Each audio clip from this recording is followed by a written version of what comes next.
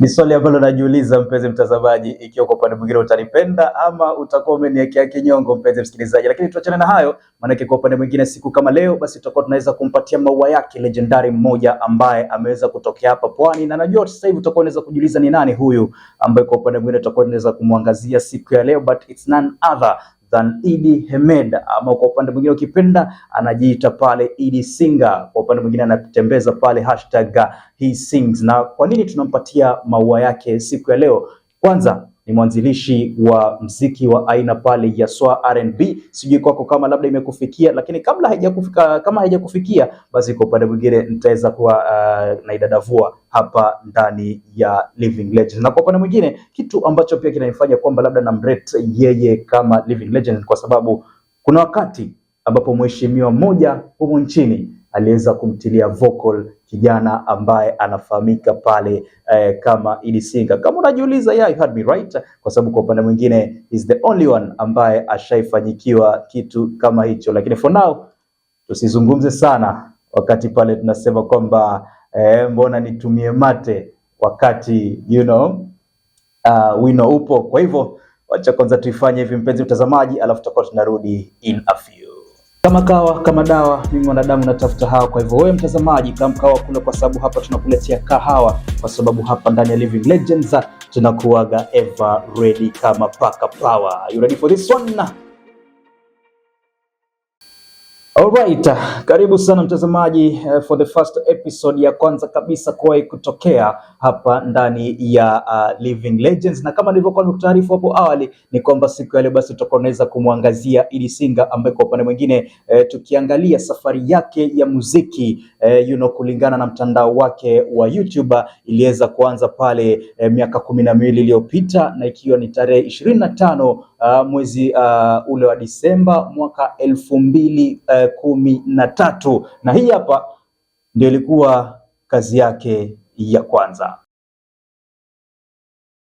Chozi kilio changu ni cha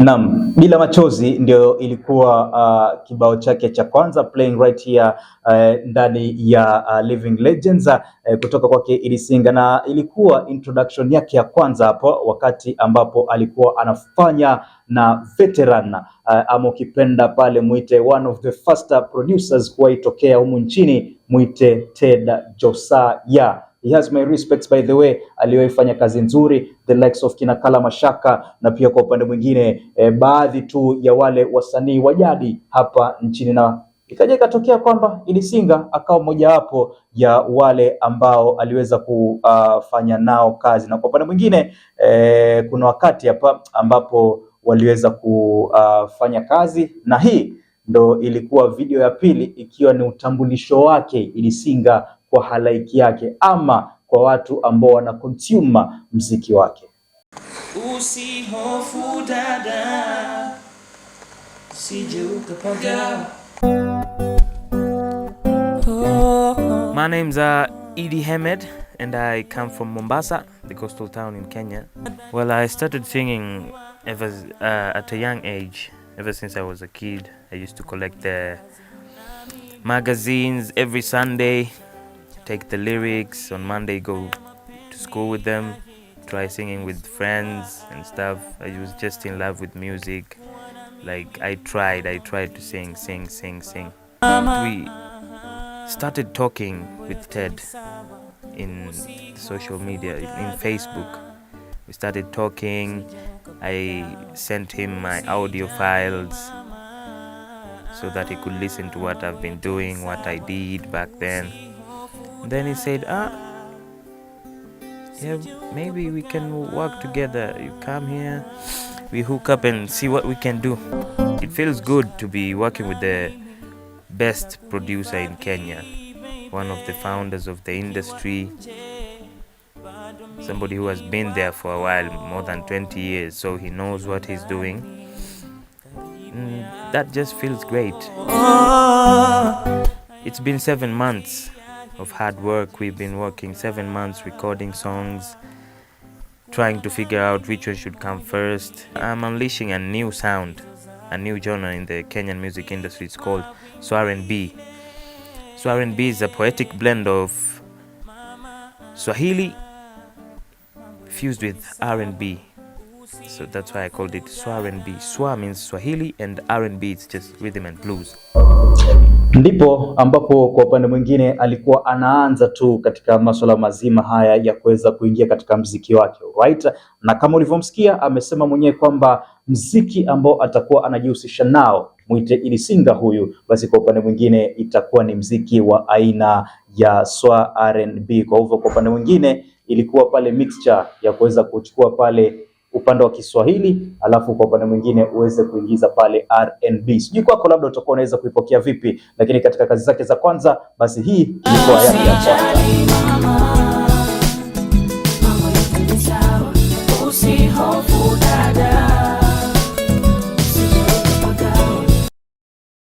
Usijali mama, manake anamwambia tu pale jamani usiweze kujali, alright, kwa sababu huwezi jua tu what is going to happen. Lakini kwa upande mwingine baada ya hapo kuna wakati pia alikuja alipo-unleash ile ngoma yake ya kwanza pale katika catalog yake aliingia pale katika What's Good TV, na haya ndiyo ambao aliweza kuzungumza na pia Ted Josiah mwenyewe aliweza kuyazungumza.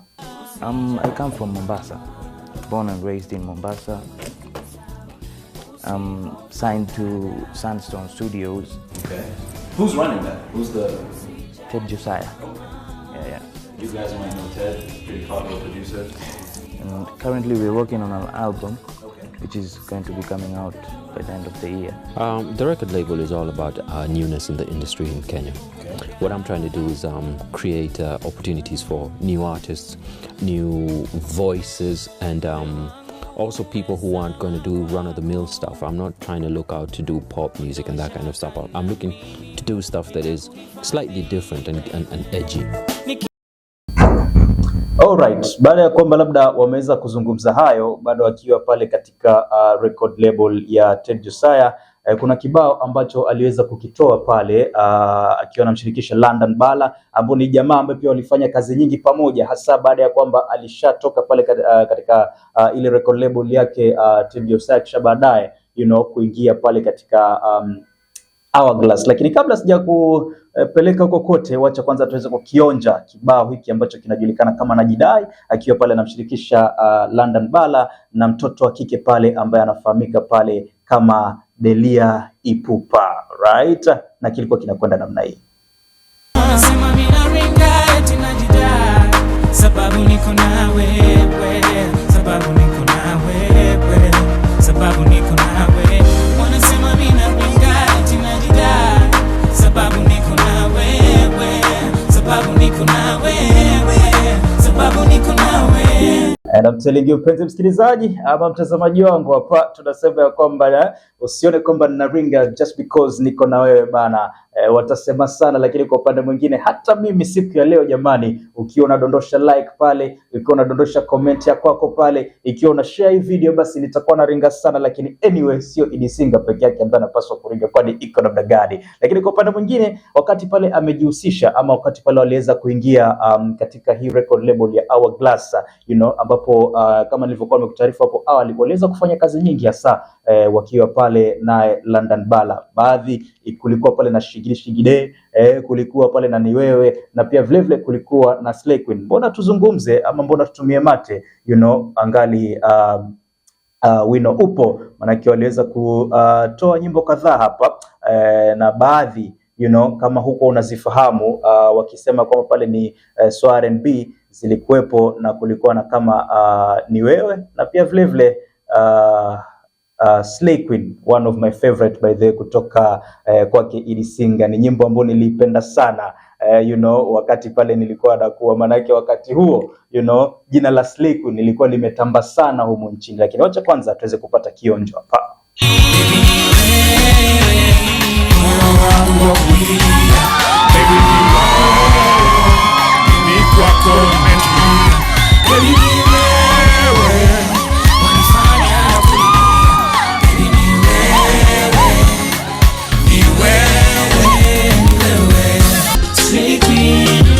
The only thing she cares about a slay queen. Anapenda ubishona fancy things. Slay queen. Never sweats to meet her daily needs. Slay queen. You know I'm a slay queen, yeah. Slay Queen mpo Idisinga hapa aliweza kuimba na akasema bwana, sometimes Slay Queen hataki kujua kama hela unazo ama kwa upande mwingine hauna, so long as she meet her daily needs, alright. Kwa hivyo atakupeleka mbio wewe kama mtoto wa kiume, lakini kwa upande mwingine ni kwamba anataka ku meet her daily needs. Kwa hivyo be careful usijipate na Slay Queen, maana yake ndio unasikia wanawapeleka vijana wewe mbio sana, alright. Lakini tukiachana na hayo, kuna wakati fulani Idisinga alikuwa anazungumza na nikidhani pale alikuwa katika kituo pale cha Radio Citizen na William Tuva, wakati huo ndio alikuwa ana host kipindi cha Mambo Mseto, na walikuwa wamekalishwa mkabala pale pamoja na Avril, na kuna akasema kabisa, jamani, mimi nimeweza bana kumkrashia mtoto wa kike mwite Avril jamani. Hey, wewe uogopi? Usimuize kuhusu mapenzi kwa sababu ashaulizwa. Sasa wajuaje kama alikuwa ni crush wangu, wajuaje? Ni crush? Hawezi jua. Siwezi jua, sasa nitaka kujua. Mimi namuuliza swali za industry, so I hope maswali ya industry. Tuanzie hapo. Crush huyo mzee. Alikuwa crush wangu yani. Alikuwa yani. Si ndio, sasa siwajua tena. Kuna vile Atini kahave. Hamna shida mimi. Si nimeambiwa sasa hivi sikuuliza mambo ya kimapenzi. Sasa kuna huo ukuta hapo. Huo ukuta. Yaani sasa inamaanisha kwamba alikuwa crush alafu kaifanya nini ndoto yako? Bro, huwezi kwenda tu utaigno hiyo alafu utakuwaje? Utaumia. Sasa kama ingekuwa kuwa mpole kwanza, kuwa mpole, njoo vizuri, kuwa pole pole. Angekuwa hajachukuliwa hapo fresh. Pole tulianza kwa labda DM. Sijawahi. Alright, amezungumza pale akisema bwana kuna wakati alikuwa amemcrashia sana mtoto wa Avril. Wale millennials ambao tulikuwa wakati huo bwana, tunajua how Avril was bwana. Mimi pia nilikuwa among wale watu ambao tulikuwa tunamfananisha sana mtoto wa kike Avril pale. Sijasema kwamba bado attribute yake imeisha, hapana, mpaka sasa hivi you can tell ya kwamba mtoto alikuwa mrembo sana. Just because age imetembea pale does not mean ya kwamba urembo umepotea. Lakini jamani, wakati huo tulikuwa tunamfananisha sana na mwimbaji wa kule Marekani mwite Rihanna, tulikuwa tunamfananisha sana wakati huo, right? Na Idisinga pale akaweza kuzungumza akasema kwamba by the way I really had a crush on you. Lakini kwa upande mwingine, if at all ingetokea kwamba angepata chance kwa Avril, nadhani ya kwamba Idisinga angeweza kumake it kweli, because Idisinga alimkalia mtoto mpole sana, hana mambo mengi. Lakini kwa upande mwingine pia nilikuwa na feel ya kwamba Avril alikuwa na lot of confidence, alikuwa na confidence zaidi ukilinganisha na yake Idisinga, of which sometimes it becomes as a threat, hasa kwa watoto wa kiume. Ukiona kwamba labda mtoto wa kike pale ako more confident than you, sometimes kidogo ego yako inakuwa bruised pale. Lakini tukiachana na hayo, baada ya hayo miaka 5 ama miaka 5 iliyopita, ndio ilikuwa wakati wake wa kwanza kuweza kukaa chini na kuweza kuandika something about the soul R&B, na baada ya hapo pia vile akaweza kutoa EP yake ya kwanza, ambao kwa upande mwingine aliweza kuifahamisha pale kama soul R&B, of which it is my very best EP ambayo aliweza kuitoa, because kuna wimbo pale unaitwa Asinikatae, kuna wimbo pale ambao unaitwa I'm Curious. Jamani, zilikuwa my favorite. Lakini mbona nizungumze wakati kwa upande mwingine unaweza kuachilia tu hapa so that iweze kucheza chini kwa chini, so that pia na wewe uweze kuenjoy angalau hata japo kwa kiduchu. Low key, my baby, let's keep it low key, low key. Si tucheze chini low key, nataka uwe around me. Ukiwa mbali ni mikasa, nifanya niwe kama zombie. Wanasema umeniwasha, nataka kupe high school kind of love. Nataka nikuone, nataka nikusome, siwezi nani kuteseka mimi nikuridhishe mama, siwezi nani imenilemea. You're mysterious, I can't get you off my mind. Baby, I'm curious, I just wanna make you mine. Naogopa sinikatae, sinikatae. I'm telling you mpenzi mtazamaji, that was my very best song kutoka kwa ile EP ambapo pale alisema kwamba it's R&B na kibao hicho kinajulikana kama Sinikatae. Ni mara ngapi wewe mtoto wa kiume sometimes unasema ya kwamba kuna potential pale, you know, unaona kabisa mtoto wa kike pale ni mrembo, unataka kumapproach lakini unakuwa na uoga pale, you know, wa kwamba uende pale akukatae. Sometimes kidogo inaleta mtafaruku hapa na pale, unafeel ya kwamba jamani, ego yako kidogo pale inaweza kuwa bruised, lakini all in all sometimes we cannot always win. Ama namna gani? Akikukataa unatafuta mwingine tu ambaye labda kwa upande mwingine mtakuwa aligned, ambaye mtakuwa mmeendana, alright. Lakini after hapo akakaa chini ili singa huyu akasema kwamba hapana, lazima pale pia kwa upande mwingine tujaribu mitindo tofauti tofauti, tuone kama you know sauti zitakuwa zinaingiliana ama itakuwa namna gani. So akakaa chini akacraft something, na pia kwa watu wa reggae pale hawakuweza kusahaulika, alright. Akaja pale na EP ambayo iliweza kufahamika pale kama Rootsman, ambayo ilikuwa katika mtindo wa reggae. Lakini sitakuwa nakuchezea vibao vyote, manake pia ukitaka kujua mengi zaidi ukienda pale katika you know mtandao wake wa YouTube, basi kwa upande mwingine utakuwa unaweza kuvipata. Lakini sasa hivi wacha nikugusie baadhi ya vibao ambavyo vilikuwa pale katika ile EP ya nyimbo 6 ambayo ilikuwa inafahamika pale kama Rootsman. One, you giving me the best of all feelings. Do you know how good it feels when I'm singing? Come through, let me sing to you, feel the healing. And from the roots dance to the rhythm, yeah. She's my queen, me could I never leave ya. She's my queen, in my world you're my Sheba. She's my queen, girl you know I'm missing you, I'm missing you. Come back to me, girl you know I'm missing you, my baby. Come back, darling. Hapo ndo pale tunasema kwamba you know, usisikilize sauti, sikiliza message. Back in the days hapo watu wa reggae jamani walikuwa wanasema hapana bwana, usisikilize sauti, wewe sikiliza message, alright. Mimi sitakuwa nasikiliza message, manake hapa Ilisinga alikuwa na tick all the boxes, manake kwa upande mwingine ukiangalia sauti ipo na pia message ipo, right. Lakini tukiachana na hapo ni kwamba kuna wakati fulani baadaye alikuja akatoa nyimbo inajulikana kama Night Nurse. I'm telling you, Night Nurse was just something else. Manake wacha kugusishie tu hapa kibao hiki ambacho kinafahamika kama Night Nurse. Night Nurse,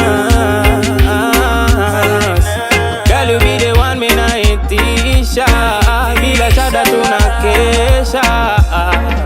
Amini niko hapa neta mimi na mapenzi, naita wa umaro, tabibu wangu wanijulia kwa zako tenzi, ndo maana nakuita Night Nurse.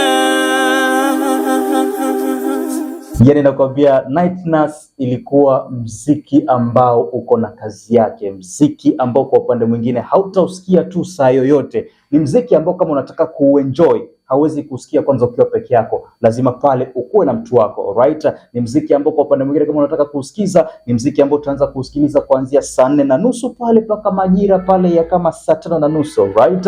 Wakati pale you know hakuna kelele nyingi. Ni mziki ambao haufai kusikiliza ati volume ikiwa juu. Ni mziki ambao unafaa kusikiliza tu volume ikiwa you know kwa kidogo tu kidogo, kama unaweza kutumia pale you know kama background music. Alafu pia vile vile ni mziki ambao kwa upande mwingine unafaa kuwa unaenjoy. Sina light nyingi kama hii yangu hapa, unafaa kuwa unaenjoy pale na some very dim light. Kwa upande mwingine ikuwe red ama kwa upande mwingine ikuwe blue light pale. Watoto wa kike wanafahamu, wanasema tu kwamba sometimes ukiingia tu kwa ninja re pale, ukiingia kwa mtoto wa kiume pale alafu upata amekuwekea hizo right, jua umeingia kichinjioni. Mnakuanga waoga sana watoto wa kike, lakini anyway kama mwenyewe ulijitoa kwako ukaingia kwa hiyo jumbo ulikuwa umefuata nini. Lakini anyway sitaki ku spike ama sitaki ku spike conversation kubwa sana, lakini ni mziki tu ambao unafaa kuenjoy pale, si peke yako lakini ukiwa na mtu wako, right. Na baada ya hapo pia vile vile akaweza kushirikiana na you know producer fulani amazing sana ambaye sasa hivi ameshika ground yake katika mziki hapa nchini. Anafahamika pale kama Grandmaster Techniques, ambaye pale waliweza kufanya EP moja pale ambayo ilikuwa inafahamika kama Afro Disco. Alright, Afro Disco pale ndio EP ambayo aliweza kufanya pamoja akiwa na Grandmaster Techniques, na baadhi ya vibao ambavyo vilikuwa hapa vilikuwa kama hii hapa. Wacha kwanza tuweze kupata kionjo cha hii EP yake ambayo inafahamika pale kama Afro Disco.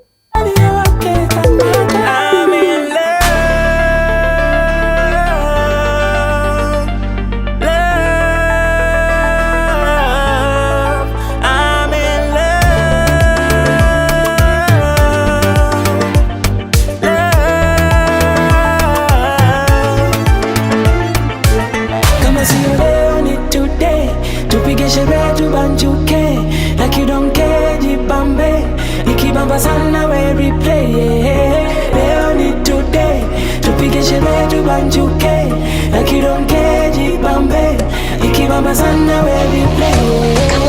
Free bird niko soko, free bird siyo poko, I'm single. Free bird niko soko, free bird siyo poko.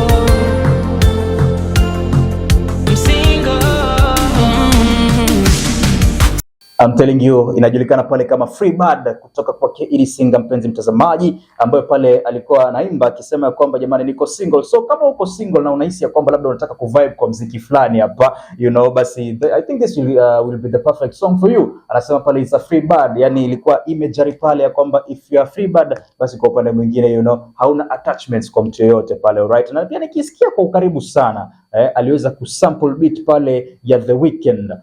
Kama unakumbuka wimbo ambao ulikuwa unajulikana pale kama Blinding Lights, you know, basi ni wimbo pale ambao aliweza kutoa. Now here comes the juice, maana najua sasa hivi nimekuweka pending sana. Ukishangaa huyu jamaa amesema ya kwamba huu msanii aliweza pale kutiliwa vocals, you know, na mheshimiwa. Huyu mheshimiwa ni nani? Alright, so wakati pale baada ya kwamba haya yote yameweza kupita, alikuja akajipata pale katika record label ya jamaa ambaye alikuwa anajulikana kama Heavy J, then amukipenda muite Felix Odiwuor, amukipenda Jalas, ambaye sasa hivi yeye basi kwa upande mwingine ni mbunge wa pale sehemu za Lang'ata, lakini alitoa prior kabla hajakuwa mbunge. Msije mkanipiga moyo ukasema hukufanya research.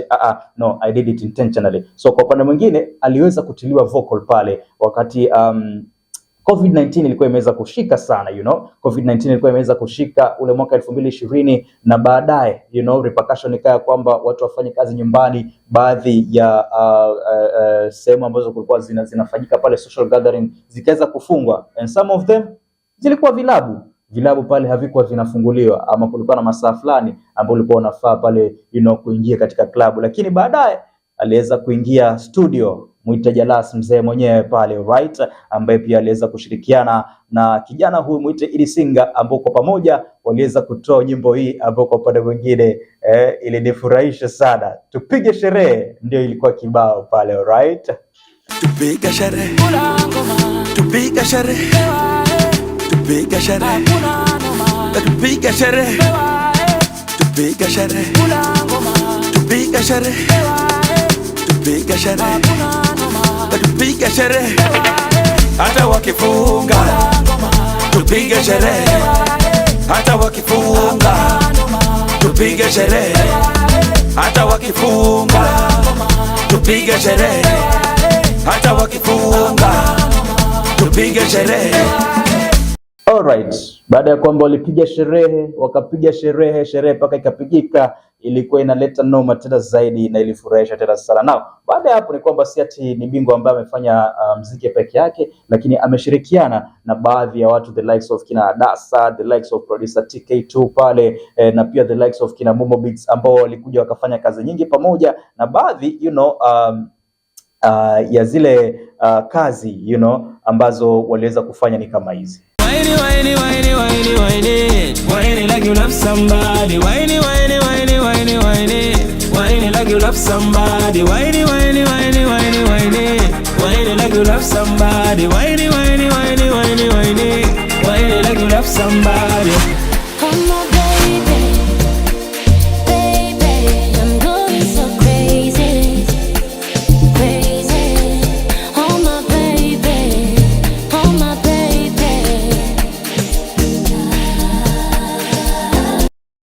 I'm telling you mpenzi mtazamaji, kama ulikuwa unakumbuka kuna wakati fulani nilikuwa katika morning show fulani hapo, nilizimissuse sana hizi nyimbo. You know, hizi nyimbo mbili I really misuse them. Why Nita, My Baby, you know, from Adasa pale jamani nilizimissuse sana, lakini anyway zinaleta pale that nostalgic feeling, you know, ile kidogo nakumbuka by the way kuna wakati fulani ilikuwa wenda wazimu pale, unaingia asubuhi kuanzia saa 12 mpaka saa 4 ilikuwa full munjoyo. But anyway bwana, imekuwa kubwa tena zaidi, manake kwa upande mwingine tumeangalia hapa you know, kazi zake za Edie Singa na kuweza kuona kwamba labda kwa upande mwingine ni mziki ambao you know unaweza kuwa embraced hapa nchini. Je, baada ya kwamba labda umeweza kupata catalog yake you know ya mziki wa Edie Singa, do you think Swara R&B can survive hapa nchini, ama kwa upande mwingine it's just a matter of time? Kwa hivyo ni baadhi tu ya vitu ambavyo mimi mwenyewe nitakuwa naweza kujiuliza hapa, na pia nikisema kwamba is a legend ni kuona kwamba amefanya na baadhi you know ya big names in the industry, hasa kupatana na watu kama kina Ted Josiah